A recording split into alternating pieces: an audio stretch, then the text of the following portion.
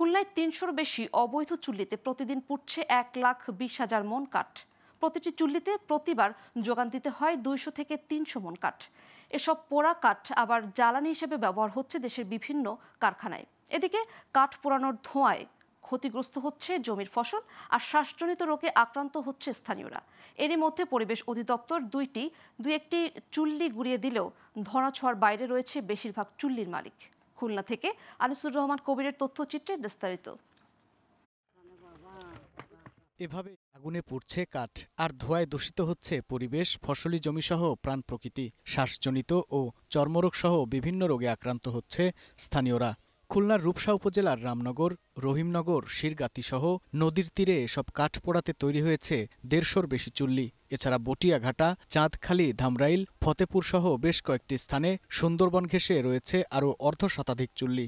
একই চিত্র ডুমুরিয়া ও দিঘলিয়া উপজেলার। ১৫-১৬ বছর আগে ছিল একটা, এখন ধরেন এই নতুন হয়েছে, ধরে ৪-৫ বছর হয়েছে, প্রায় ৩০-৪০টা। গন্ধ দমসাতে কষ্ট হয়, তারপরে আরো কত কিছু গাছ-গাছালি নিয়ে যায়। সমস্যা হয়েছে কি, ওই রাস্তাতে মানুষ চলতে পারে না, এই ধুমার কারণে ধান টান হয় না, এই হচ্ছে সমস্যা। এই গাছ-গাছালি করতে ছাড়া আমাকে বাড়ি ছাড়া।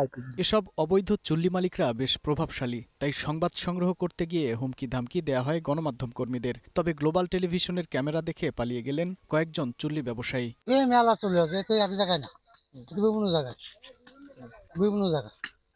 কিন্তু এই ১৬০০ কেজি কয়লা এই কাঠটা আপনার সীসা কোম্পানিতে যাচ্ছে, বড় বড় হোটেলে যাচ্ছে, এবার কেবল কোম্পানিতে যাচ্ছে।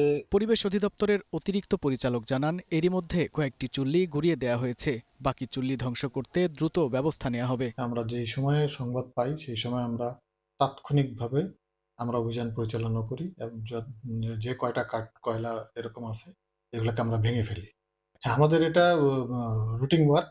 আপনার কাছে এই তথ্যটা পাইছি, ইনশাল্লাহ আমরা অতি শীঘ্রই সেই সমস্ত জায়গাতেও আমরা অভিযান পরিচালনা করব। সরকার পরিবেশ ও ফসল রক্ষায় অবৈধ ইটভাটা বন্ধের ঘোষণা দেয়ায় অবৈধ চুল্লিগুলো বন্ধ হয়ে যাবে, এমনটাই প্রত্যাশা খুলনাবাসীর। Global television news desk.